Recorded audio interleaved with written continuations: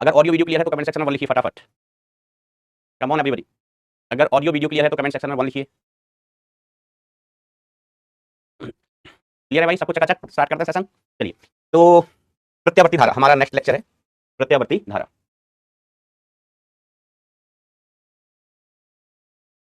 तो इसमें बेटा मैंने आपको एक डायग्राम बताया था। क्या बताया था? एक डायग्राम।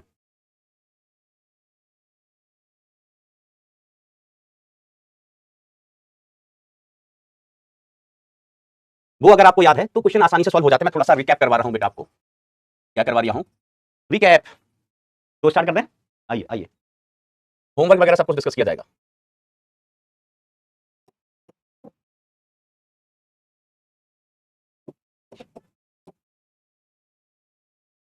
तो अपना ये डायग्राम हुआ करता था।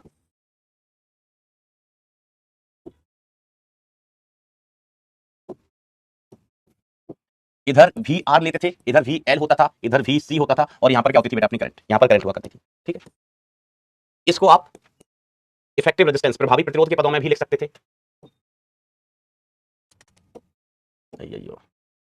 इसको हम प्रभावी प्रतिरोध के पदों में भी लिख सकते थे बेटा। यहां पर एक्स सी, यहां पर आर, और यहां पर वी एल। यहां पर क्या होता था बेटा? वी एल होता था। ठीक है, वी एल नहीं, आप एक्सएल लिख लो। क्या लिख लो बेटा? एक्सएल। ठीक है, फिर उसके बाद में हमने L C, R C, L C R, R L, सारी सर्किट पढ़ी थी बेटा। क्या पढ़ी थी बेटा? सारे सर्किट अपन ने यहां पर पढ़े हुए थे। ठीक है, सारे केसेस किए थे। फिर उसके बाद अपन ने क्या पढ़ा था बेटा? रेजोनेंस की चर्चा की थी। ये रिकैप ही चल रहा है। रिकैप में बेटा हमने रेजोनेंस पढ़ा था। रेजोनेंस, रेजोनेंस बोले तो अनुनाद। रेजोनेंस बोले तो क्या होता था बेटा? अनुनाद होता था। अब अनुनाद में बेटा अपन क्या बोले थे कि वी एल बराबर होता है वी सी के। वी एल बराबर होता है बेटा वी सी के। ठीक है, ये आप लिख सकते हो ओमेगा एल बराबर होता है 1, या उसके बाद इसको ऐसे लिखो कि एक्स एल बराबर किसके? एक्स सी के। ओमेगा एल बराबर होता है 1 अपॉन ओमेगा सी के। 1 अपॉन ओमेगा सी के। ओमेगा का value 1 upon root L C. 1 upon root L C. 1 upon root L C. और फिर हम एफ की वैल्यू क्या लिख लेते हैं? F is equal to 1 upon 2 pi root L C. 1 upon 2 pi root L C. ठीक है, हम इस डायग्राम में देखें, जो अपन फेजर डायग्राम बनाते थे, तो यहाँ पर लेते थे अपन क्या बेटा? करंट लेते थे आई। यहाँ पर अपन ने लिया था वी आर लिया था, और यहाँ पर वी एल होता था, और यहाँ पर वी सी होता था। वी सी होता है। रेजोनेंस में अपन क्या कहते हैं? दोनों इक्वल हैं तो एक दूसरे को कैंसिल कर देते। रेजोनेंस में वी एल बराबर वी सी होता है तो एक दूसरे को कैंसिल कर देते, और फिर हमारे पास अल्टीमेटली क्या बचता?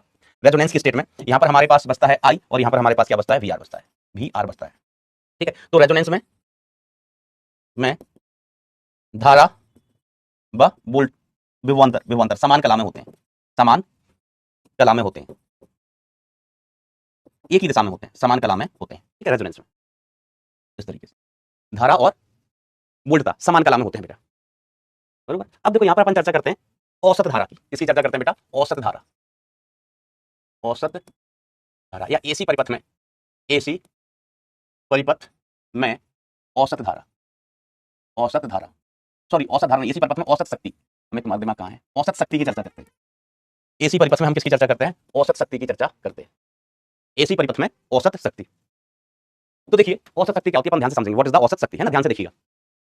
तो औसत शक्ति में अपन ऐसे लिखते हैं P average is equal to I R M S का square. I R M S का स्क्वायर इंटू आर। ठीक है, देखो शक्ति क्या होती थी? शक्ति अपन क्या लिखते थे, है ना? डीसी में शक्ति, पावर डीसी वाले सर्किट में I square into R. Into R क्या लिखते थे बेटा? पावर किसमें? डीसी में, आई स्क्वायर इंटू आर। अब हम कहते हैं कि एसी की प्रभावी, प्रभावी एसी की प्रभावी धारा, एसी की प्रभावी डीसी धारा आप कह सकते हैं उसको। ये क्या होती थी? आरएमएस धारा। क्या होती है बेटा? आरएमएस धारा।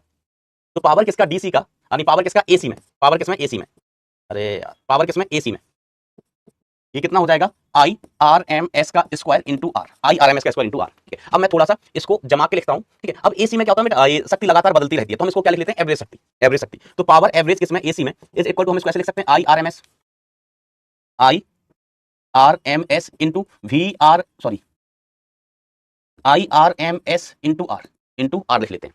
तो power average is equal to V R M S divided by Z into I R M S into R लिख देंगे अपन इसको। ठीक है, क्योंकि आई आर एम एस क्या होता है? V R M S upon Z. धारा बराबर क्या होती है? V by Z. धारा बराबर क्या होती है बेटा? वी बाय जेड होती है। तो power average is equal to अपन क्या लिख लेंगे? V R M S into I R M S into R. ठीक है, तो power average is equal to V R M S की जगह अपन क्या लिखेंगे बेटा? वी आर एम एस, इसको अपन ऐसे लिख सकते हैं थोड़ा सा रीअरेंज करके, V R M S into I R M S into R by Z, into R by Z कह सकते हैं। ठीक है, तो power average is equal to, देखो आर बाय जेड को क्या लिख सकते हैं? आर बाय जेड को अपन क्या लिख सकते हैं? इसको लिख सकते हैं cos फाई। अरे सर कैसे cos फाई? उनका देखो मैं अभी बताता हूं। यहां पर अपनी होती थी आई, यस सर, आई होता था। ठीक है, यहां पर क्या होता था सर? आर होता था। ठीक है, यहां पर क्या होता था? यहां पर होता था एक्स एल होता था। यहां पर क्या होता था सर? एक्स सी होता था, एक्स सी होता था। तो इसका जो प्रभावी जेड होता था, जेड कहां आता था? जेड यहां पर कहीं आता था। जेड कहां आता था? यहां पर। ठीक है, अब आप देखो इसको थोड़ा और रीअरेंज करके लिखना चाहो तो देखो ये एक्स सी है, एक्स एल है, ये एक्स सी है नीचे, एक्स एल है ऊपर, तो हम इसको अगर घटा दें तो ऊपर कितना आ जाएगा, XL minus XC, XL minus XC आ जाता था, और यहां पर क्या बचता है बेटा, आर, तो यहां पर आर है। तो इन दोनों का जो प्रभावी प्रतिरोध आएगा, इन दोनों का प्रभावी प्रतिरोध वो इस डायरेक्शन में आएगा कहीं, जिसको अपन क्या कहते हैं जेड। ये एंगल क्या होता था बेटा, फाई। जेड और आई के बीच में एंगल क्या होता था बेटा, फाई। इसी डायरेक्शन में, जिस डायरेक्शन में प्रभावी प्रतिरोध आता था वही वी होता था, वहीं पर क्या होता था बेटा, वी होता था। ठीक है, तो ये एंगल कितना है, फाई है। ठीक है, अब मैं यहां पर कॉस फाई लिखना चाहूं, कॉस फाई, तो cos phi is equal to क्या होगा, आधार बटे कर्ण, आधार बटे कर्ण, आधार बटे कर्ण। तो cos phi is equal to आधार कितना है, आर, और कर्ण कितना है बेटा, जेड है। कर्ण कितना है, जेड है, आर बाय जेड। तो आर बाय जेड को हम क्या लिख सकते हैं बेटा, cos phi. R by Z को क्या लिख सकते हैं, कॉस फाई। ये हमने लास्ट टर्म पर भी लिखा था, है ना। अभी इसमें कोई कंफ्यूजन, कोई दिक्कत होना नहीं चाहिए। ये डायग्राम एक बार थम्स अप हो जाएगी, डायग्राम याद रहना चाहिए, इधर आर, इधर एक्सएल, इधर एक्ससी। अब एक्सएल एक्ससी दोनों विपरीत है, ऊपर क्या है बेटा, ऊपर एक्सएल है, नीचे क्या है, एक्ससी है, नीचे क्या है, एक्ससी। तो ये दोनों सीधे सीधे घट जाएंगे, विपरीत है ना, विपरीत है। तो XL minus XC, XL minus एक्ससी घट के इधर आ गया, एक्सएल माइनस एक्ससी, इधर आर है। तो जो प्रभावी प्रतिरोध है यहाँ पर, प्रभावी प्रतिरोध, ठीक है, ये आर और एक्सएल माइनस एक्ससी एक दूसरे से 90 डिग्री पर है, 90 डिग्री पर है। तो प्रभावी प्रतिरोध इन दोनों का परिणामी, इन दोनों का परिणामी इनके बीच में ही कहीं आएगा, इनके बीच में कहीं आएगा। तो ये हो गया आधार, ये हो गया कर्ण, ये आधार और ये कर्ण, आधार कर्ण। तो cos थीटा बराबर होता है आधार बटे कर्ण, आधार कितना है आर, कर्ण कितना है जेड। तो इसमें कोई कंफ्यूजन होना नहीं चाहिए दोस्तों, ये सर नहीं है। तो देखो power average is equal to कितना आ गया, power average is equal to हो गया V R M S into I R M S into cos of phi, into cos of phi. ये हमें औसत शक्ति मिल गई है, क्या मिल गई है, औसत शक्ति। कॉस फाई को बेटा यहाँ पर हम क्या बोलते हैं, कॉस फाई का नाम दिया जाता है, इसको हम बोलते हैं शक्ति गुणांक, शक्ति गुणांक, शक्ति गुणांक। इंग्लिश में इसको अपन क्या कहते हैं बेटा, power factor, power factor. English में क्या कहते हैं बेटा, इसको हम पावर फैक्टर, शक्ति गुणांक। ठीक है, पावर फैक्टर, शक्ति गुणांक। ठीक है, क्या कहते हैं बेटा, शक्ति गुणांक कहते हैं। अब यहाँ पर एक टर्म और आता है बेटा, जिसे हम कहते हैं वॉटहीन धारा, वॉटहीन धारा, वॉटहीन धारा, जिसको दुष्ट पापी अधर्मी अंग्रेजों की भाषा में अपन क्या कहते हैं, वॉटलेस करंट, वॉटलेस करंट, वॉटहीन धारा, वॉटलेस करंट। तो वॉटलेस करंट क्या होती है, हम कहते हैं जब परिपथ का शक्ति गुणांक, या जब परिपथ में शक्ति शून्य होती है, जब परिपथ में शक्ति शून्य होती है, ठीक है, अर्थात शक्ति गुणांक, शक्ति गुणांक का मान शून्य होता है, शून्य होता है, शक्ति गुणांक का मान शून्य होता है, उस समय परिपथ में बहने वाली धारा, उस समय परिपथ में बहने वाली धारा वॉटहीन धारा कहलाती है, वॉटहीन धारा, वॉटहीन धारा कहलाती है, वॉटहीन धारा कहलाती है। नाम से ही क्लियर, नाम से ही क्लियर, वॉटहीन मतलब क्या निकालो इसके सर, वॉट नहीं, वॉट नहीं, वॉट किसकी है, शक्ति की, शक्ति। वॉटहीन का मतलब शक्तिहीन धारा, शक्तिहीन धारा। तो जब परिपथ में शक्ति क्षय शून्य हो, परिपथ में शक्ति व्यय न हो रहा हो, तो उस समय परिपथ में बहने वाली धारा को अपन क्या कहते हैं, वॉटहीन धारा। अब वॉटहीन धारा कब होगी, देखो हम औसत शक्ति इज इक्वल टू क्या लिखते हैं, P average is equal to V R M S I R M S into cos of phi, cos of phi. तो हमने कहा अगर कॉस फाई बराबर कितना है 0, अर्थात फाई इज इक्वल टू कितना है 90 डिग्री। ठीक है, तो ये तो शक्ति गुणांक हो गया, क्या हो गया बेटा, कॉस फाई शक्ति गुणांक। मैंने यहां भी लिखा है कि कॉस फाई को क्या कहते हैं बेटा, शक्ति गुणांक कहते हैं, इसको याद रखना। What is cos phi, cos phi is शक्ति गुणांक, पावर फैक्टर, पावर फैक्टर, शक्ति गुणांक। ठीक है, तो कॉस फाई बराबर कितना हो गया, 0 हो गया, या फाई बराबर 90 हो गया, तो पावर एवरेज कितना हो गया, 0 वाट। 0 वाट का मतलब वॉटलेस, 0 वाट। तो वॉटलेस धारा इसको अपन कहते हैं, क्या कहते हैं, वॉटलेस धारा। अब बेटा फाई 90 होने का क्या मतलब है, what is phi here, what is phi, phi क्या होता था, तो फाई होता था धारा और वोल्टता के मध्य कलांतर। फाई क्या होता था बेटा, धारा और वोल्टता के मध्य कलांतर। बात समझ में आ रही है, बात समझ में आ रही है, कान में आके बोलूं, कान में आके बोलूं, धारा और वोल्टता के मध्य कलांतर। तो हम क्या लिखेंगे, फाई आई व वी के मध्य, फाई आई व वी के मध्य कलांतर होता है, क्या होता है, कलांतर।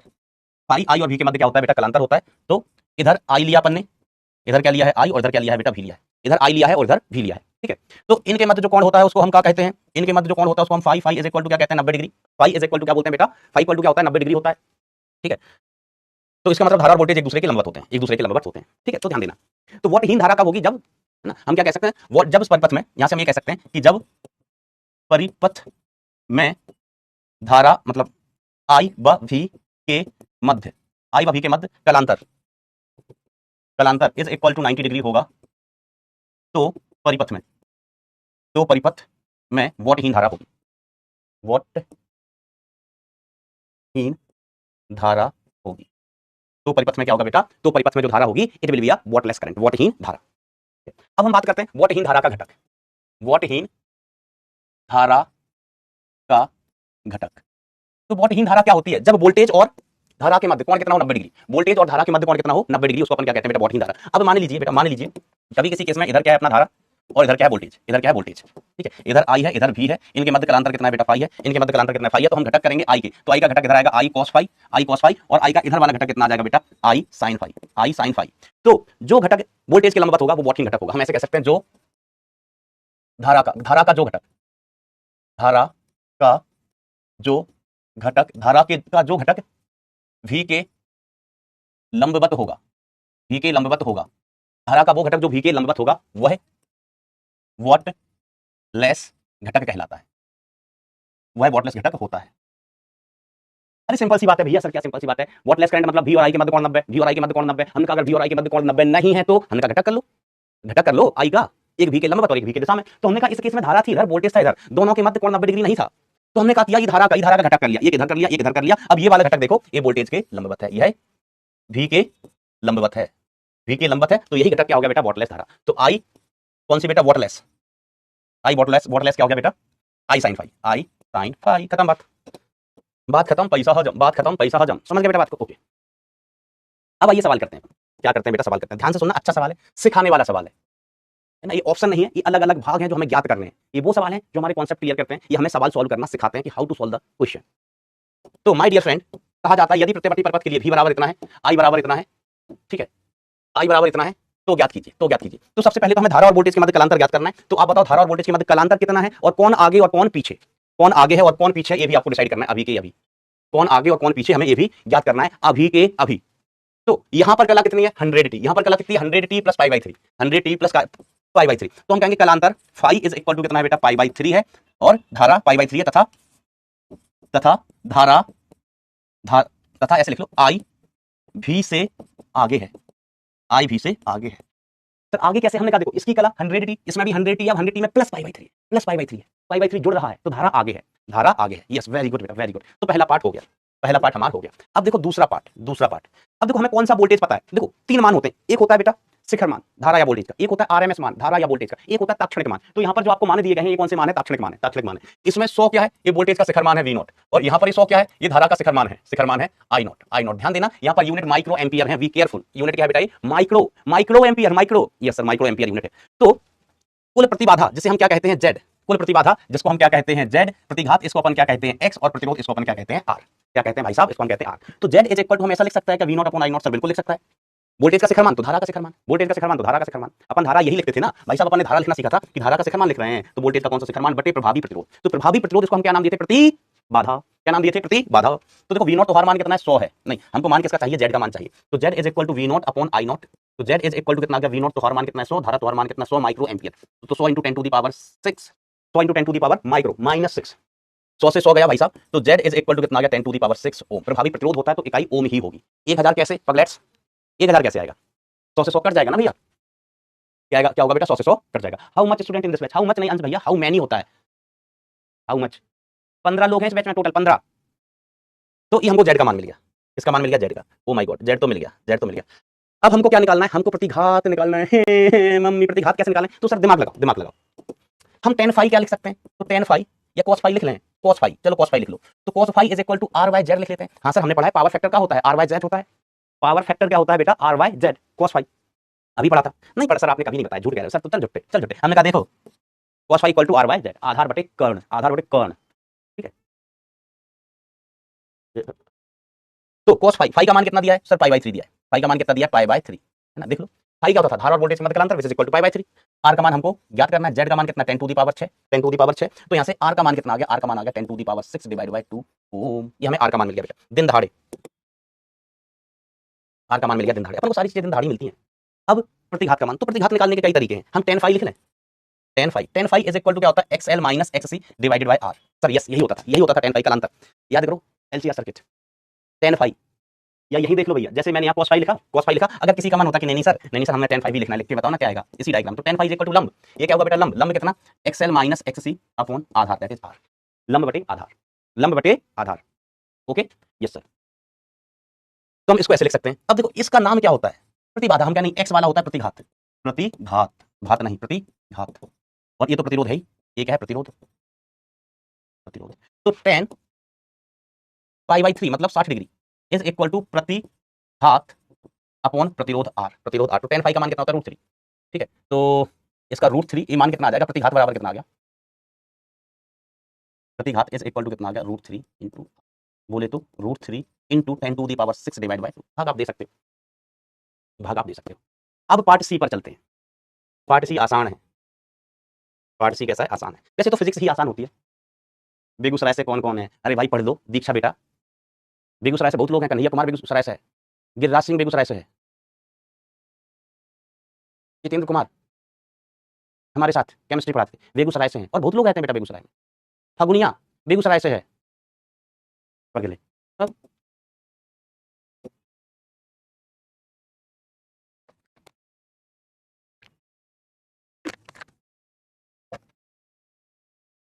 शक्ति गुणांक, शक्ति गुणांक इसको क्या कहते हैं अंग्रेजी में, पावर फैक्टर। तो शक्ति गुणांक पावर फैक्टर अंग्रेजी में क्या कहें इसको, पावर फैक्टर।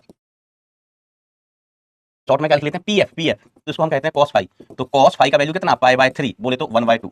पावर फैक्टर कितना आ गया बेटा, cos π/3 बोले तो cos 60 बोले तो 1/2। शक्ति व्यय, शक्ति व्यय, ठीक है। पावर, एवरेज पावर, तो एवरेज पावर अपन क्या लिखता है, VRMS into IRMS into cos of phi. VRMS कितना हुआ 100/√2, 100/√2। IRMS कितना हुआ 100 माइक्रो एम्पियर है, 10⁻⁻6 √2 cos फाई का मान 1/2। तो ये शक्ति व्यय आ गई है बेटा, ये आ गई शक्ति व्यय, है ना। VRMS मतलब शिखर मान अपॉन √2, ये शिखर मान है ना। और VRMS कितना हो जाता है, किसी भी चीज का RMS मान क्या होता है, शिखर मान अपॉन √2। Okay, yes master. अब देखो परिपथ के अवयव, परिपथ में कौन कौन सी अवयव है, R है, L है, या C है, या LCR तीनों हैं, LCR तीनों हैं, क्या क्या है परिपथ में, क्या क्या है परिपथ में। तो देखो पहले तो शक्ति व्यय हो रही है, शक्ति व्यय हो रही है तो प्रतिरोध तो हो गई होगा। शक्ति व्यय कौन कराता है, सिर्फ प्रतिरोध। कैपेसिटर शक्ति व्यय नहीं कराता, नहीं कराता। इंडक्टर शक्ति व्यय नहीं कराता है। ये कुपुत्र, वो कहा जाता है ना, पूत सपूतों का धन संचय, पूत का पूतों का धन संचय। तो ये रेजिस्टेंस है ना, ये कपूत है। यही जितनी शक्ति बैटरी जो भी कार्य करता है, उस कार्य में से जो भी हानि कर रहा है, जो भी व्यय कर रहा है, जो भी पावर लॉस कर रहा है, वो सिर्फ रेजिस्टेंस करता है। कौन करता है, रेजिस्टेंस। इंडक्टर कैपेसिटर नहीं करते हैं भैया। तो रेजिस्टेंस तो होगा ही होगा, लेकिन तब भी अपन आओ पूरा प्रॉपर्ली ढंग से दिखता है, ढंग से दिखता है। तो ध्यान दीजिएगा, हम धारा लेता है इधर, धारा लेता है इधर, परिणामी वोल्टेज या हम कहें परिणामी प्रतिबाधा। देखो जहां परिणामी वोल्टेज होगा वही परिणामी प्रतिबाधा होती है ना। कहां है, तो हम कहेंगे धारा और वोल्टेज के मध्य कालांतर कितना है, धारा वोल्टेज के मध्य कालांतर π/3 का है, 60 का। कितने का है, 60 का। तो जो परिणामी वोल्टेज है वो इधर कहीं आएगा, परिणामी वोल्टेज कहां आएगा, यहां आएगा। V कह लो या Z कह लो, इसी दिशा में होंगे, इसी दिशा में होंगे। धारा से पीछे देखो, धारा से पीछे हाउ मच π/3, हाउ मच π/3। अब परिणामी वोल्टेज यहां है, परिणामी वोल्टेज यहां है, तो हमको एक बात तो क्लियर है कि यहां पर प्रतिरोध तो होगा ही होगा, प्रतिरोध तो होगा ही होगा, और XC तो होगा ही होगा, XC तो होगा ही होगा, तभी तो परिणामी इधर आया, परिणामी इधर आया। ठीक है। अब आप बोलो क्या L इंडक्टर भी हो सकता है क्या, हो सकता है क्या, इंडक्टर भी हो सकता है क्या, सोच के देखो। हमें अभी अब याद करना है कि R है कि L है या C है या तीनों है या तीनों में से कोई दो है। सोचो जरा बस बेटा, चलो कोई बात नहीं, अगली बार कर लेना।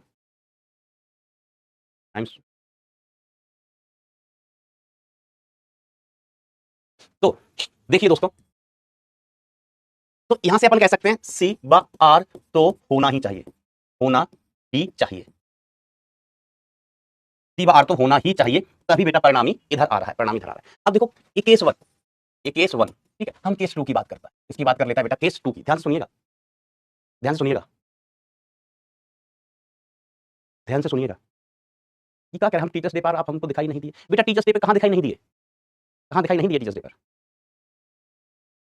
कहां देख रहे थे तुम।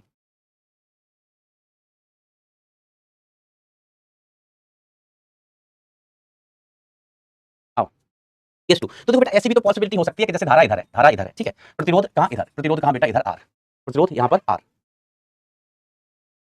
अच्छा नहीं बेटा, ये सब चीजें ना नोएडा में होती है, नोएडा में, है ना। और हमारे एक बार बैच स्टार्ट हो जाते हैं ना, बैच स्टार्ट हो जाते हैं, तो फिर उसके बाद ना हम कहीं नहीं जा पाते इन जनरल, जब तक कि बहुत ही ज्यादा अर्जेंट ना हो। कि 1-2 दिन खराब हो जाएंगे भाई। हम आपको इवेंट में तभी दिखाई देंगे जब बैचेस नहीं चल रही हो। उसके अलावा फिर बैच स्टार्ट हो जाता है, फिर इंदौर से फिर नहीं जाता भाई, क्योंकि क्लास इतनी रहती है ना।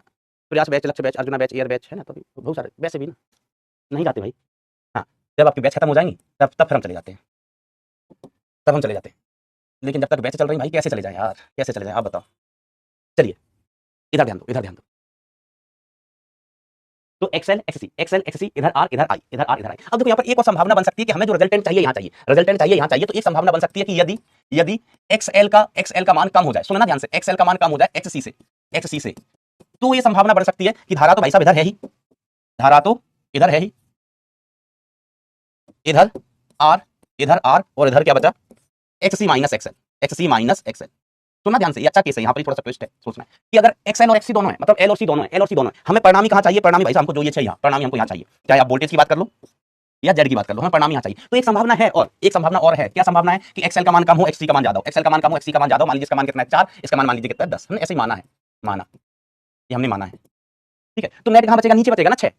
नेट कहां बचेगा, नीचे की तरफ बचेगा 6। तो अगर नेट x नीचे है, नेट प्रतिघात, प्रतिघात मतलब x नीचे है, इधर r है, तो भी परिणामी बेटा यहां पर आ सकता है, आ सकता है। पाई इक्वल टू कितना है, पाई बाई 3 है, ठीक है, तो भी ये आ सकता है। समझ गए। तो एक तो c व r तो होना ही चाहिए, होना ही चाहिए। और दूसरे केस में हम क्या कह रहे हैं, l c l c l c l c व r तीनों हो सकते हैं, दोनों नहीं, तीनों, तीनों हो सकते हैं, तीनों हो सकते हैं। सिर्फ मेन चीज क्या है, यदि xl कम हो xc से, तो ये इंपॉर्टेंट चीज है। देखो सर, अगर दोनों बराबर हो गए तो हमने कहा दोनों बराबर होगा, ये इससे कट जाएगा, नेट वोल्टेज यहीं बचेगा। तो धारा और वोल्टेज के मध्य का अंतर शून्य हो गया, जो कि सवाल में है नहीं। धारा वोल्टेज के मध्य का अंतर पाई बाई 3 और वोल्टेज पीछे, वोल्टेज पीछे, तो ये दोनों अगर बराबर हो गए तो एक्सएल एक्ससी को खा जाएगा।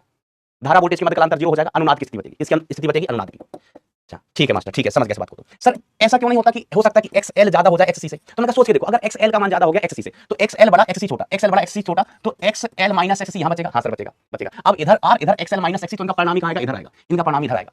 तो हम कहेंगे oh my God, oh my God. फिर इस केस में तो धारा से वोल्टेज आगे हो गया, धारा से वोल्टेज आगे हो गया, जबकि सवाल में क्या दिया गया, धारा से वोल्टेज पीछे। तो एक संभावना बन सकती है एक्ससी ज्यादा हो, एक्सएल कम हो और एलसीआर तीनों ही हो। आई होप ये प्यारी सी बात आपको क्लियर होगी, प्यारी सी एंड इंपॉर्टेंट बात। इसमें थोड़ा सा सोचना था भाई, एक बार थम्स अप हो जाए माय डियर फ्रेंड्स।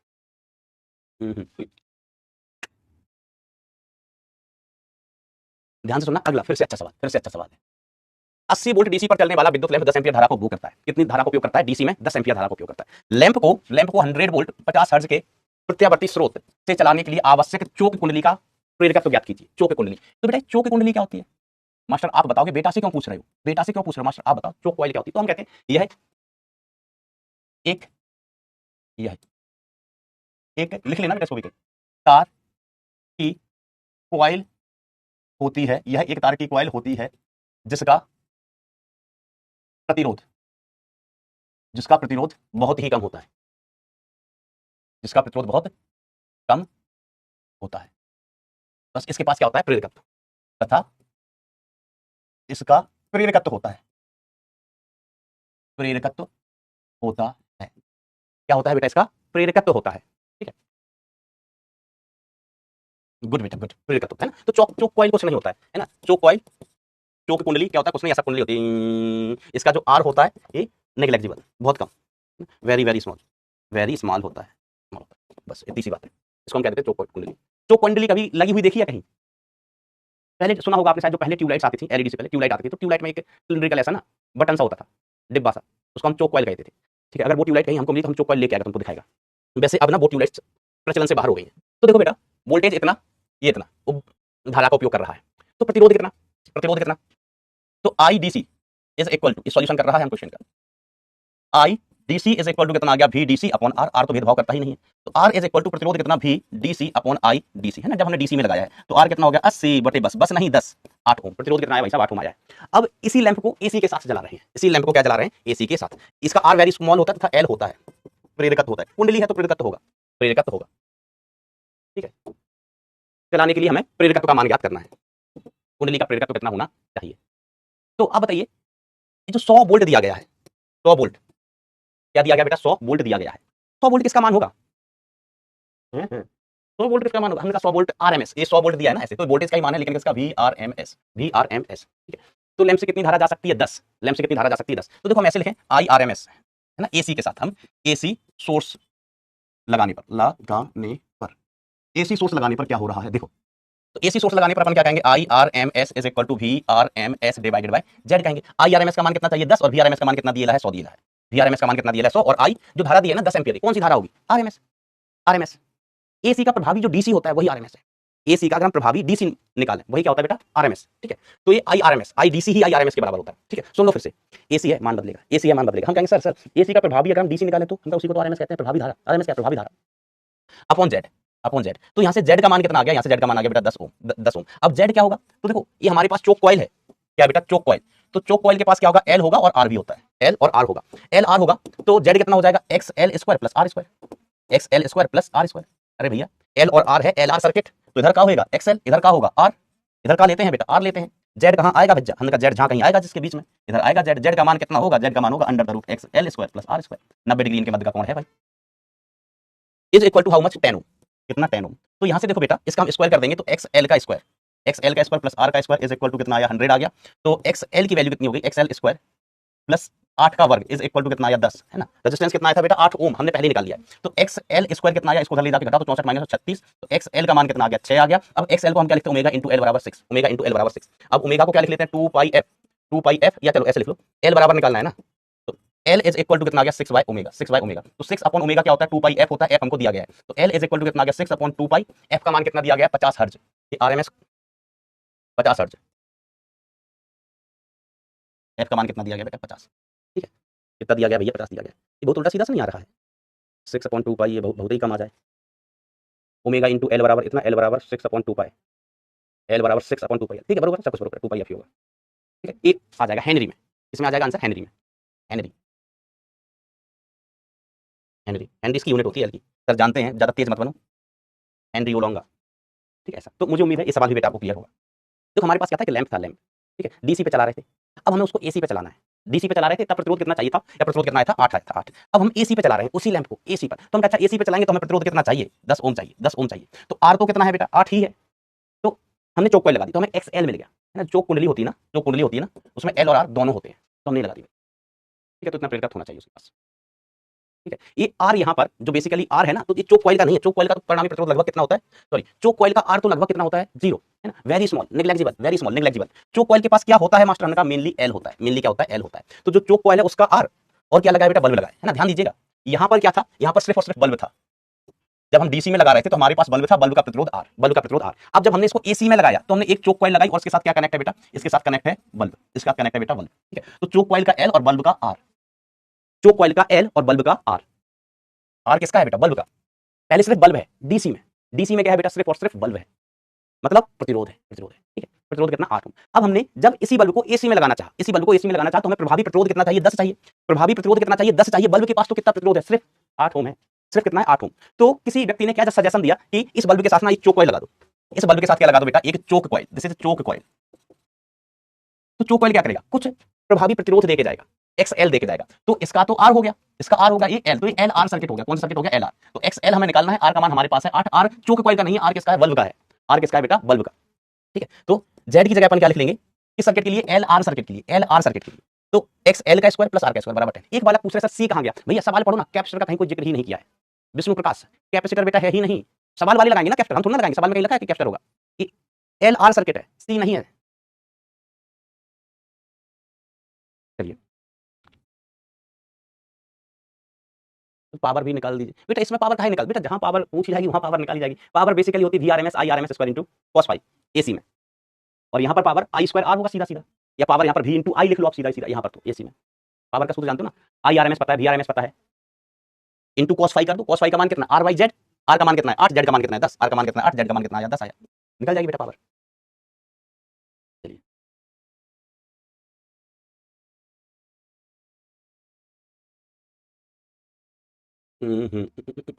परदेसी हो गया।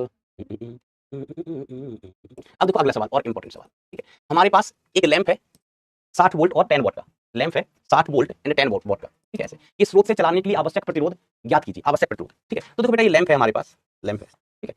इसका हमें पावर दिया गया है, क्या दिया गया पावर और वोल्टेज दिया गया। तो हम धारा निकाल सकते हैं V is equal to DC में, V किसमें डीसी में, ये कितना हो जाता है V into V DC into I DC, sorry power DC, power DC, ठीक है।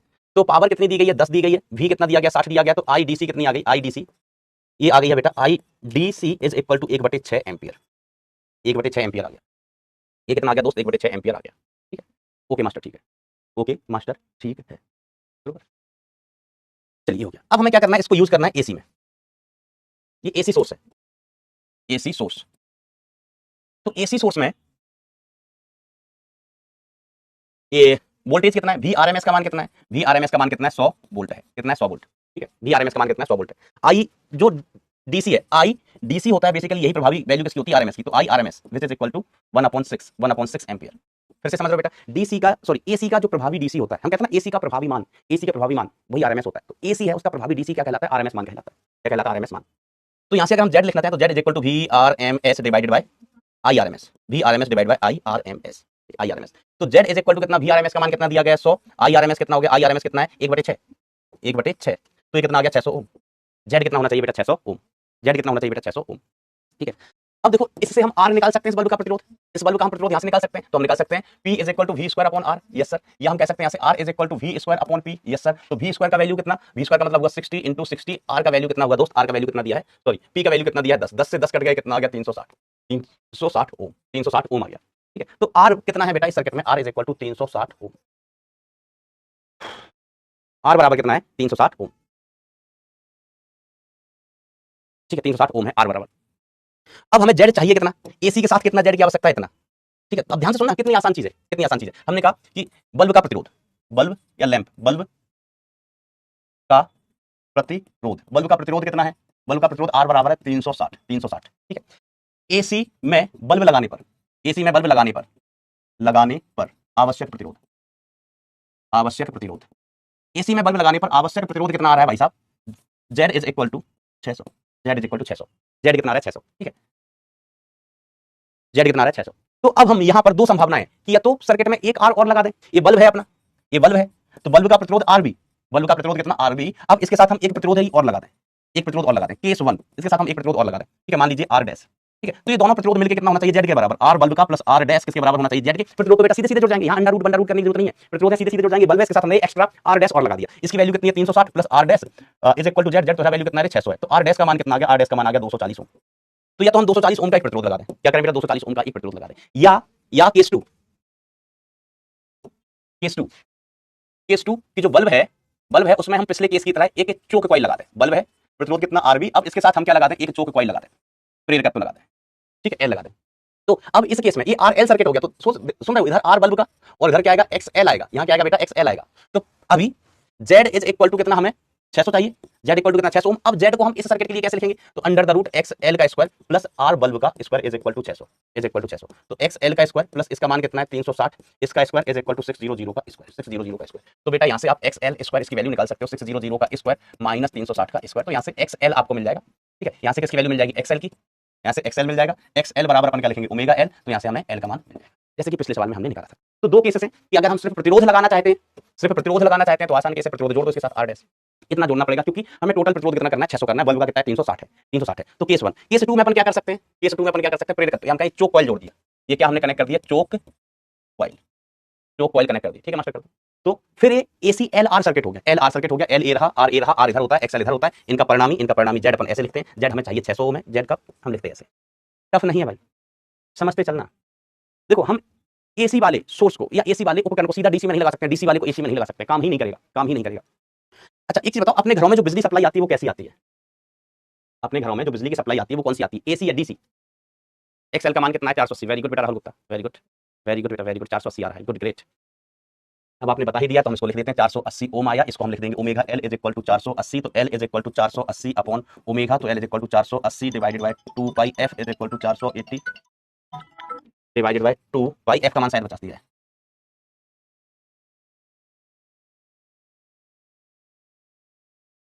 हाँ, अपने घरों में जो बिजली आती है भैया वो एसी आती है। देखो कुछ डीसी लिख रहे हैं, कुछ पगले क्या लिख रहे हैं डीसी, तुम निराट गधे हो।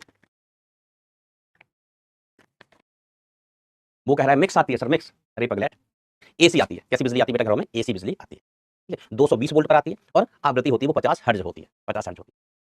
अब ट्रेन में जो बिजली यूज करते हैं अपन, ट्रेन के अंदर आप देखना, ट्रेन के अंदर आप कभी ट्रेन का ट्यूबलाइट व्यूलाइट निकाल के देखना, या वहाँ पर कहीं बोर्ड पढ़ना लगा हो वो पढ़ना, तो ट्रेन में जो वोल्टेज होता है ना वो 110 वोल्ट डीसी होता है। क्या होता है 110 वोल्ट पर डीसी सप्लाई ट्रेन में। पता उसका एक कारण का है, ट्रेन में पंखे लगे होते हैं, ट्रेन में ट्यूबलाइट लगी होती है, और हमारे देश के कई क्षेत्र ऐसे हैं, कई क्षेत्र, नाम नहीं लूंगा, लोग ऑफेंड हो जाते हैं जब पुल चोरी हो जाते हैं, सड़कें चोरी हो जाती हैं, तो भैया वहाँ ट्रेन गई, वहाँ ट्रेन गई तो पंखे बचेंगे क्या, ट्रेन के पंखे लोग चुरा ले जाएंगे, ट्यूबलाइट लाइट वाइट चुरा ले जाएंगे, ले जाएंगे। लेके क्यों नहीं जाते, ट्रेन से सब बेडशीट चुरा लाते हैं लोग, बेडशीट लोग ले जाते हैं।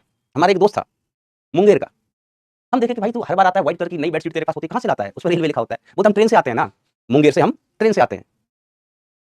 तो हम सोचते हैं कि कहाँ मतलब बेडशीट गंदी हो गई, कहाँ ट्रेन वाले फालतू में धुलेंगे, इसको परेशान होंगे, है ना, तो हम रख लाते हैं बैग में, क्या करते हैं बैग में रख लाते हैं। नहीं ये कहीं भी हो सकता है ऐसा, थोड़ा साउथ इंडिया में भी हो सकता है ऐसा, पूरे इंडिया में हो सकता है ऐसा। एक जगह का नाम मत लिखो दोस्त, बिहार में तो आदमी गायब हो जाता है, हम आदमी गायब होने की बात नहीं कर रहे हैं, हम तो पंखा ट्यूबलाइट इसकी बेडशीट की बात कर रहे हैं, ये तो इंडिया में कहीं भी गायब हो सकता है। बिहार बिहार बिहार का ऑरा ही अलग है, आदमी गया, आदमी गायब, आदमी गायब। हाँ भाई, तो क्या कह रहा था मैं, हाँ तो बेटा वो जो रेलवे में लाइट पंखे लगे होते हैं ना, वो डीसी पे काम करते हैं, घर पे लेके आओगे काम ही नहीं करेगा, काम ही नहीं करेगा, तो लोगों ने चोरी करना बंद कर दिया। पंखा चुरा के लाते थे ट्रेन से, घर में चलाए, चल ही नहीं रहा है, मिस्त्री को दिखाए, मिस्त्री ने उसको और बेकार कर दिया, कबाड़ा कर दिया, ठीक है, तो वो चलता ही नहीं है ऐसा। नहीं, चंबल का नाम नहीं ले रहा मेरा, चंबल, चंबल में एक आदमी गायब नहीं होता, चंबल में परिवार गायब हो जाते हैं। चंबल में अपराध नहीं किए जाते बेटा, चंबल में बदला लिया जाता है, और बदला ऐसा लिया जाता है कि अब आगे बदला लेने वाला कोई बचे ही नहीं, परिवार ही गायब कर देते हैं। चंबल के लोग साधु होते हैं बेटा, साधु, वो चाहते हैं कि लड़ाई झगड़े ना हो, अपराध रुक जाए। अब चंबल कहानी लगा, अब जैसे दो परिवार है, इनके बीच झगड़ा हो रहा है, तो पहले इसके आदमी ने, मतलब इस घर के आदमी ने इसको मारा, इसको मारा, तो अभी बदला लेने जाएगा, ये क्या करेगा, बदला लेने जाएगा। अब बदला लेने जाएगा, ये इसके घर के एक आदमी को मार देगा, एक आदमी को मार देगा, तो फिर इसके घर के बदला लेने आएंगे, इससे इसके घर के बदला लेने आएंगे, और ये परंपरा चलती रहेगी, परंपरा चलती रहेगी। तो चंबल में लोग ज्यादा दिमाग नहीं लगाते, है ना। इसने, इसके घर के आदमी ने इसको मारा, ठीक है, अब इसका घर का आदमी जाएगा, इसका परिवार ही साफ कर देगा, लो ना रहेगा बांस, ना बजेगा बांसुरी, लफड़ाई खत्म, चेन रोक नहीं बदलेगी, अब बदल लेगा कौन, पड़ोसी थोड़ी मारेंगे बदला। आइए आगे बढ़ते हैं। तो चलिए सवाल वगैरह थे कुछ कुछ। अब अगला सवाल ध्यान से देखना, आगे बढ़ते हैं, आगे बढ़ते हैं दोस्त, चलो चलो मजाक बहुत हुआ, आगे बढ़ते हैं। ये देखो, हमने बेटा बिहार का नाम ही नहीं लिया, एक बालक इतना ऑफेंड हुआ कि सर एमपी चोर है, एमपी चोर है। बेटा ये पूरे इंडिया में होता है, कैसी बातें कर रहे हो। लेकिन हम जैसा न्यूज में पढ़ते हैं ना, तो यार हमारे यहाँ पुल चोरी नहीं होता, सड़क चोरी नहीं होती है, पुल और सड़कें चोरी नहीं होती है। आइए, एक प्रेरक कुंडली एक्सएल बराबर कितना है, 2 ओम है, एक्ससी बराबर 8 ओम है, प्रतिरोध बराबर भी 8 ओम है, प्रत्यावर्ती स्रोत से श्रेणी क्रम में जोड़ा गया, प्रत्यावर्ती धारा स्रोत की निर्गत वोल्टता को V is equal to 10 cos 2 pi into 50t द्वारा दिया जाता है। ए तथा बी के मध्य तात्क्षणिक विभवांतर ज्ञात कीजिए, जब निर्गत वोल्टता इसके अधिकतम मान की आधी हो, तो माय डियर फ्रेंड, ये तो बढ़िया सा सवाल है। एक्सएल दिया है, एक्ससी दिया है, आर दिया है, श्रेणी क्रम में जोड़ा गया है, ठीक है, निर्गत वोल्टता इतनी है, एसी की वोल्टता, ए तथा बी के मध्य तात्क्षणिक विभवांतर ज्ञात कीजिए, ए और बी के मध्य, ठीक है। तो पहले तो इस परिपथ का z निकालो, तो इस परिपथ का z अपन कैसे लिखते हैं, अंडर द रूट, इस परिपथ का बेटा हम z कैसे लिखते हैं बेटा, z is equal to under the root xl minus xc का whole square plus r square, तो z इज इक्वल टू कितना आएगा, देखो मैं हिंट देता हूं, फिर आपको करना है। xl का मान कितना है, 2 है, xc का मान कितना है, 8 है, इसका होल स्क्वायर, r का मान कितना है, 8 है, तो 8 का स्क्वायर, तो ये 6 बचा, ये 8, z का मान कितना आ गया, 10 आ गया, z का मान कितना आ गया, 10। तो अगर हम i नॉट का मान निकालना चाहें, तो i नॉट इक्वल टू होता है v not upon z, v not का मान कितना है 10, z का मान कितना है 10, तो i नॉट कितना आ गया, 1 एम्पियर आ गया, i नॉट कितना आ गया, 1 एम्पियर। अब यहाँ से हम tan phi निकालना चाहें, तो tan phi देखना इस सर्किट में कितना हो जाता है, xl माइनस xc, या ऐसे लिख लो, बड़े में से छोटे को घटाते हैं, xl minus xc divided by r, तो इसका मतलब हो गया, मॉड मैं क्यों ले रहा हूँ, क्योंकि बेटा बड़े में से छोटा घटाते हैं, xc बड़ा दिया है, r का मान कितना है भाई साहब, r का मान 8 दिया है, तो ये कितना 6/8, तो 3/4 आ गया, ठीक है। तो tan phi का मान कितना आ गया, 3/4 आ गया, और ये किसका मान होता है 3/4, तो tan 37 का मान होता है, tan जो 37 होता है ना बेटा, उसका मान 3/4 होता है, tan 37 का मान कितना होता है, tan 37 का मान कितना होता है, 3/4 होता है, ठीक है। तो फाई का मान कितना आ गया बेटा, फाई का मान कितना आ गया, 3/4, फाई का मान कितना आ गया 37 डिग्री, फाई का मान कितना आ गया 37 डिग्री, ठीक है। अब यहाँ पर ज्यादा कौन है, एक्ससी ज्यादा है, ध्यान दीजिएगा, इधर तो क्या है r, और इधर एक्ससी माइनस एक्सएल बचेगा 6, एक्ससी माइनस एक्सएल, ध्यान दीजिएगा, इधर एक्ससी और इधर एक्सएल है ना, ये 6 माइनस, सॉरी 8 माइनस 2, 8 माइनस 2 ये आया 6, समझ रहे हो, नीचे एक्ससी ज्यादा है, एक्ससी ज्यादा है। आप यहाँ मॉड ना लगाना चाहो तो सवाल पढ़ो, सवाल में दिखाई दे रहा है एक्ससी ज्यादा है, एक्सएल कम है, तो एक्ससी माइनस एक्सएल 8 माइनस 2 ना उतना ही आएगा।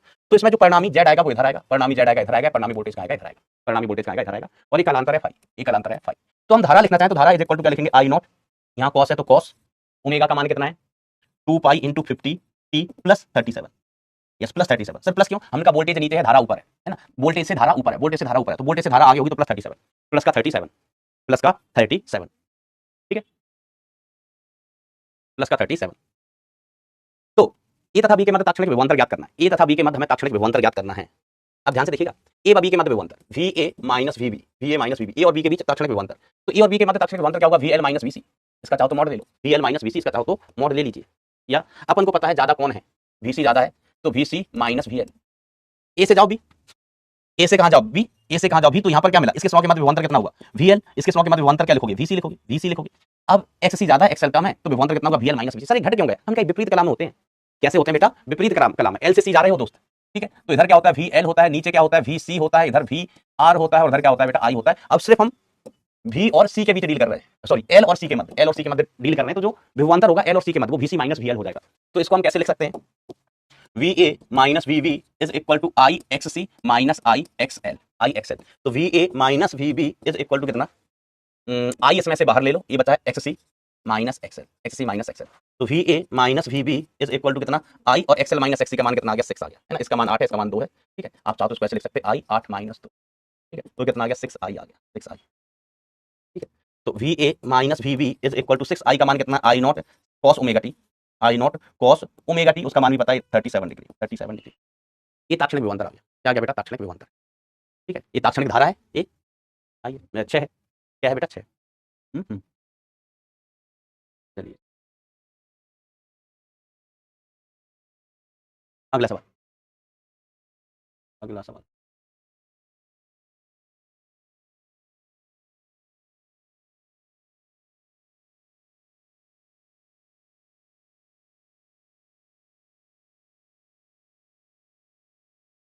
ये तो हो गया होगा,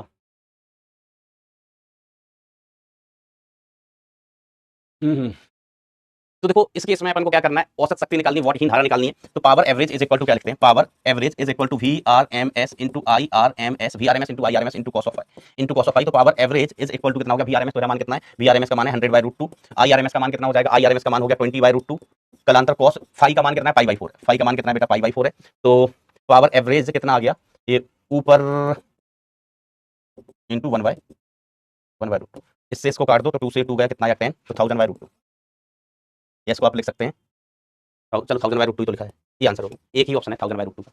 लेकिन आपको वॉटहीन धारा भी निकालनी है, वॉटहीन धारा भी निकालनी है। तो देखो वॉटहीन धारा क्या होती है, V के लंबवत वाला घटक, V के लंबवत वाला घटक, ठीक है। तो ध्यान देना, I इधर, हम I हमेशा से इधर बनाते हैं सर, I इधर है। अब I जो है वो वोल्टेज से पीछे है, देखो इसकी कला कितनी है 30, इसकी कला कितनी है 30t माइनस पाई/4। तो बताओ कौन आगे हुआ, वोल्टेज या धारा, कौन आगे हुआ, वोल्टेज आगे हुई या धारा आगे हुई, जल्दी बोलो, कौन आगे, वोल्टेज या धारा, कौन आगे, वोल्टेज या धारा, अरे जल्दी बोलो भाई, अरे जल्दी बोलो।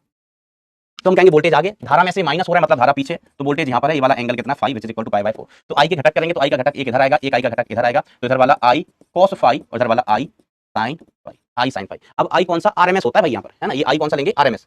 तो ये बेसिकली I में है ना, क्योंकि I तो लगातार बदल रहा है, तो कौन सी I भाई, RMS। तो ये हो गया I RMS into sine phi का मान कितना है, पाई/4 है, पाई/4। तो I RMS कितना, ये 20 है, तो 20/√2 और साइन पाई/4 का मान भी कितना होता है, 1/√2 होता है। तो ये कट के कितना आ गया, 10 एम्पीयर, 10 एम्पीयर। समझ गए बेटा, ये पावर एवरेज का फॉर्मूला है। वॉटहीन धारा का घटक क्या होता है, वो धारा का घटक जो वोल्टेज के लंबवत हो, धारा का वो घटक जो वोल्टेज के लंबवत हो।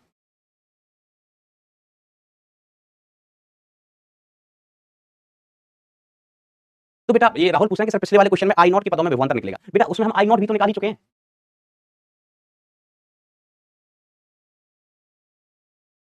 आई नॉट का मान बेटा हम निकाल चुके हैं, V0/Z। आई नॉट का मान नहीं निकाला था, मैंने पिछले सवाल में निकाला होगा,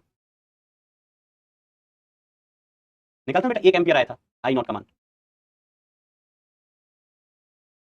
आई नॉट का मान कितना आ गया था बेटा, 1 एम्पीयर। और सवाल करते हैं, आइए और सवाल करते हैं, मिलजुल बहुत सारे सवाल करेंगे।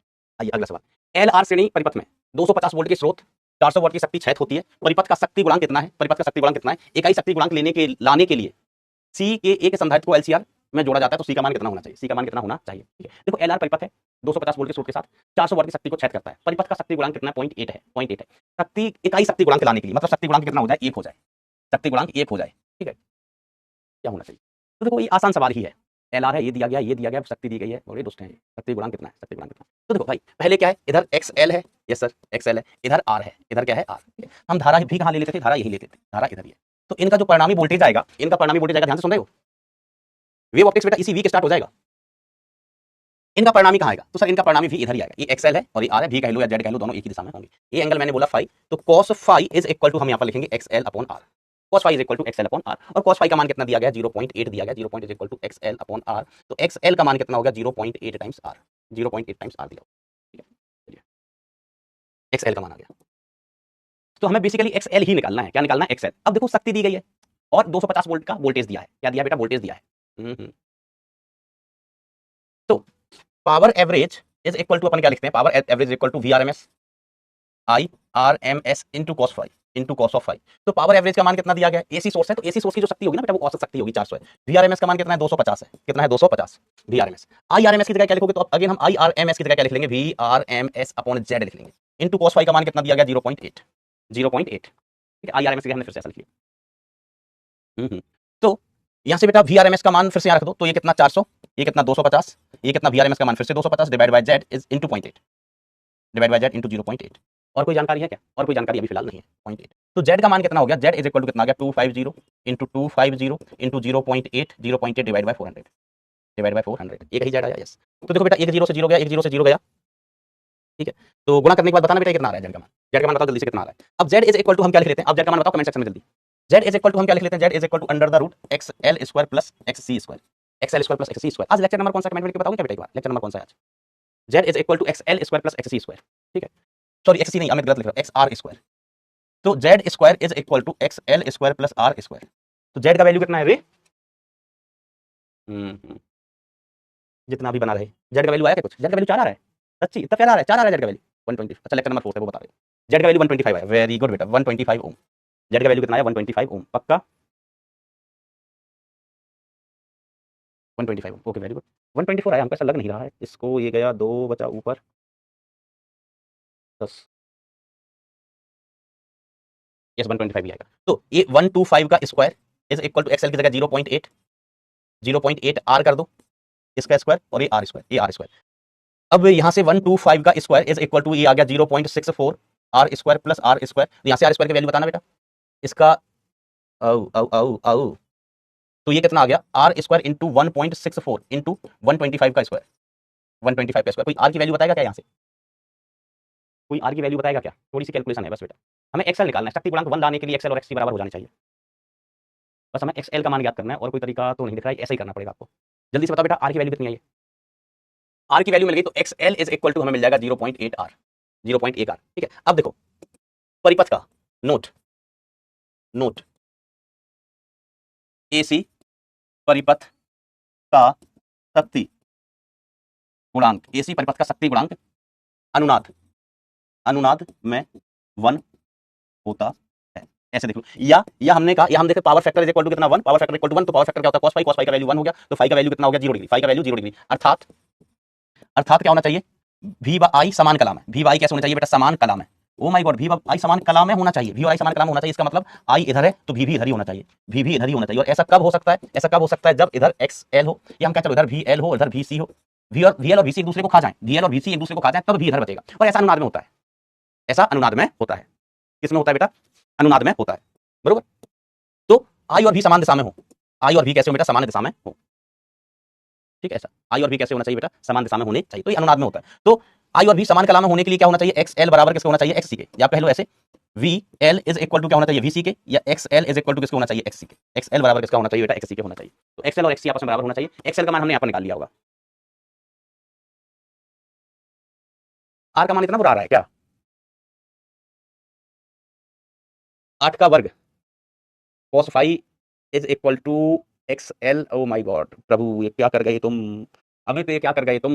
tan फाई होगा बेटा, ये cos फाई का मान ना, सही कह रहे हो बेटा। cos phi is equal to होना चाहिए R Y Z, R Y Z. cos phi is equal to क्या होना चाहिए बेटा? आर वाई जेड होना चाहिए, आर वाई जेड। आधार बटे कर्ण, आधार बटे कर्ण। तो ये आर वाई जेड का वैल्यू हुआ, R Y Z is equal to 0.8। तो जेड का वैल्यू, या हम कहें आर का वैल्यू कितना हो गया? R is equal to 0.8 into Z, 0.8 into Z, ठीक है। तो जेड का मान हमें यहाँ से तो ये मिल गया, यहाँ से ये मिल गया।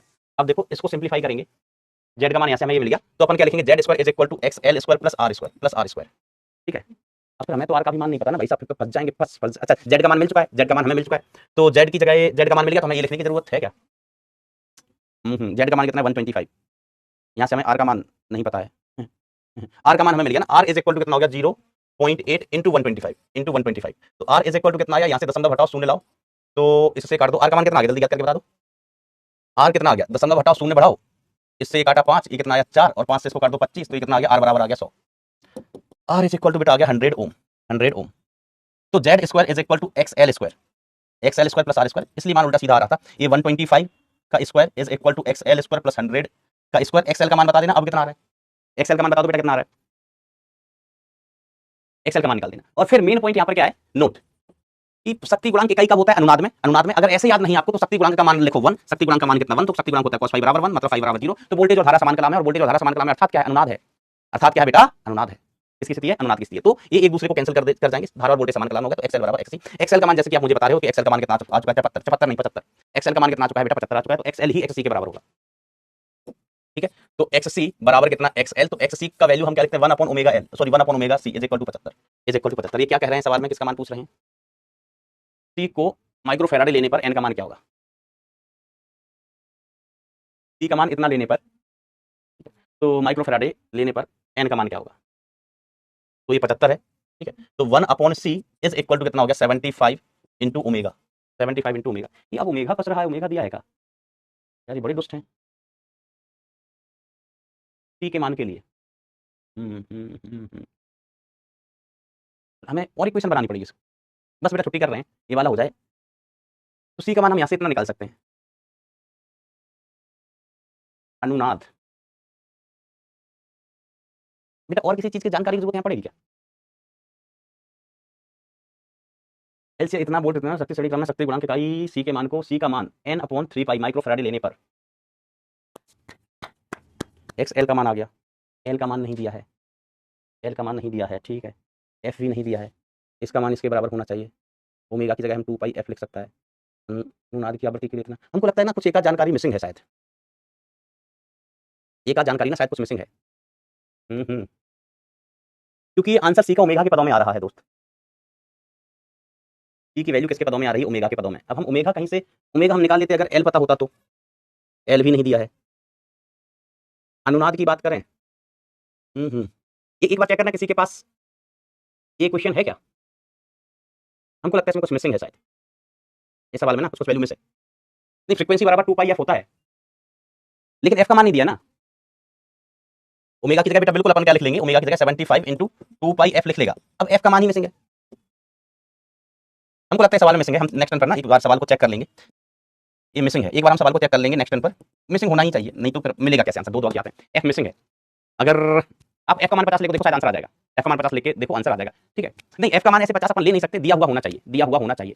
ठीक है, देखो और कुछ बालक सोच रहे हैं सर ओमेगा इक्वल टू हम 1 अपॉन रूट एल सी से निकाल, तो कैसे निकाल सकते हैं? हमें एल पता है ना सी पता है ना, एल पता है ना सी पता है, एफ बेटा मिसिंग है सवाल में, इसलिए मिसप्रिंट है। सवाल में कई बार ना मिसप्रिंट होती ना तो परेशान कर देती चीजें, मिसप्रिंट है। ठीक है, चलिए sir, yes F is equal to 50 hertz सवाल में दिया है, इसमें ऐड कर लेना है ना, ऐड कर लेना, दिया है F is equal to 50 hertz, फिर तो आंसर आ गया है ना। एफ की जगह 50 हर्ट्ज लिखो, इससे तुलना कर लो, इससे तुलना कर लो बेटा। ठीक है, तो यहाँ से सी का मान कितना आ जाएगा? फिर सी का मान आ जाएगा 1 upon 75 into 2 pi into 50 N का मान निकालना है, तो फिर वो मिल जाएगा, तुलना कर लेना। यस एफ बराबर 50 दिया है, यस बेटा दिया होना ही चाहिए, नहीं तो हम सॉल्व भी नहीं कर पाएंगे। हमने पूरा दिमाग लगा लिया, हमने बेटा पूरा दिमाग लगा लिया कि किसी भी तरीके से नहीं आएगा, जब तक एफ नहीं दिया होगा आंसर नहीं आएगा, दिया होना ही चाहिए। चलिए तो आज के लिए इतना ही, कुछ और क्वेश्चन से मैं आपको होमवर्क में देंगे, नेक्स्ट टाइम पर टॉपिक खत्म हो जाएगा, नेक्स्ट टाइम पर टॉपिक खत्म हो जाएगा। तो कितने लोग टच में चल रहे हैं? डीपीपी करते हैं सर जी, हैं कराते हैं सर जी, कितने लोग टच में चल रहे हैं भाई? हम सब समझाऊँ हो जाए एक बार जल्दी से, कितने लोग टच में चल रहे हैं, कितने लोग सीख रहे हैं, कितने लोग सीखने की चेष्टा कर रहे हैं? बेटा पीयूष, आपने अगर बैच लेट ज्वाइन किया है, बेसिक चीजें नहीं आती है ना, तो मैं आपको कई बार बोल चुका हूँ, कई बार बोल चुका हूँ कि जो 2 पॉइंट बैच हो ना, है ना, उससे पढ़िए। देखो सिंपल सी बात है, अगर आपने बहुत ज्यादा बैकलॉग कर लिया है, बहुत ज्यादा बैकलॉग कर लिया आपने, या बहुत लेट ज्वाइन किया है बैच, तो आपके लिए ही 2.0 लॉन्च किया गया है, क्यों नहीं मानते? उसके अलावा आपके पास एक ऑप्शन और है, मंजिल सीरीज, जिसके वीडियोज ऑलरेडी हैं आपके पास यूट्यूब पर। अब ऐसा मत करो कि सर हमने 4 दिन पहले बैच ज्वाइन किया है, अब बेटा 80 मतलब 70% सिलेबस हो चुका है, 70% सिलेबस हो चुका है, तुमने बैच परसों ज्वाइन किया, तो तुम अभी कैसे अनुवाद कर सकते हो इस बैच में? रेजोनेंस कर ही नहीं पाओगे इस बैच में, कुछ समझ में नहीं आएगा तुमको। चलिए, यस गुड बेटा, गुड गुड गुड गुड। कल ये टॉपिक खत्म हो जाएगा, कल ये चैप्टर खत्म हो जाएगा। अच्छा बेटा एक चीज और देखो, अटेंशन, लक्ष्य जेई 2026 बैच के बारे में कुछ जानकारी है, क्या है? द ग्रेटेस्ट कॉम्बो एवर, है ना, ऐसा लिखा हुआ है, रियल टेस्ट सीरीज। ठीक है, टीचर्स डे स्पेशल ऑफर है, लिमिटेड टाइम के लिए ऑफर है, लिमिटेड टाइम के लिए ऑफर है। इस ऑफर में आपको क्या मिल रहा है?